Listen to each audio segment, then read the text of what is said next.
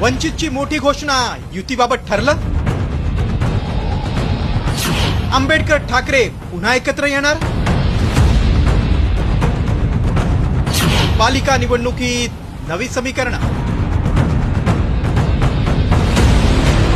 राज्यात ठाकरे बंधूंच्या युतीसोबतच पुन्हा शिवशक्ती भीमशक्ती एकत्र येण्याच्या हालचाली सुरू झाल्या.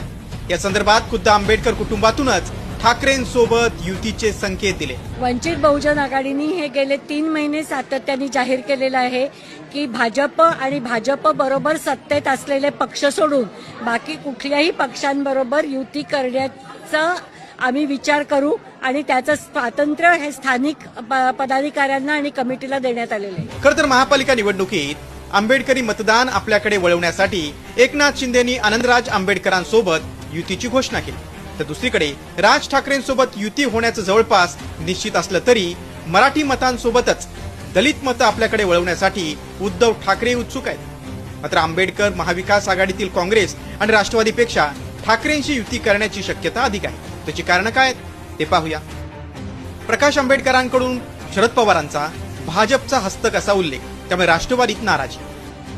लोकसभा निवडणुकीतील अनुभव पाहता काँग्रेस सोबत युतीची शक्यता कमी. मवियातून बाहेर पडल्यानंतर उद्धव ठाकरेंनी आंबेडकरांवर टीका करणं टाळलं. प्रबोधनकार ठाकरे आणि बाबासाहेब आंबेडकरांच्या विचारांचा वारसा हा समान धागा. खरं तर 2019च्या लोकसभा निवडणुकीत 42 लाख मतं मिळवणारा वंचित फॅक्टर चर्चेत आला. तर पुढे शिवसेनेच्या फुटीनंतर 23 जानेवारी 2023 मध्ये ठाकरे आणि आंबेडकरांनी युतीची घोषणा केली. मात्र मवियाच्या जागा वाटपाच्या तिढ्यामुळे प्रकाश आंबेडकर मवियातून बाहेर पडले.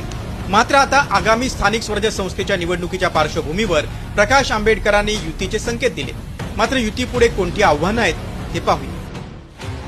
युतीपुढे जागा वाटपाचं सर्वात मोठं आव्हान. वंचित आणि मविया कार्यकर्त्यांमध्ये मनोमिलन अवघड आहे.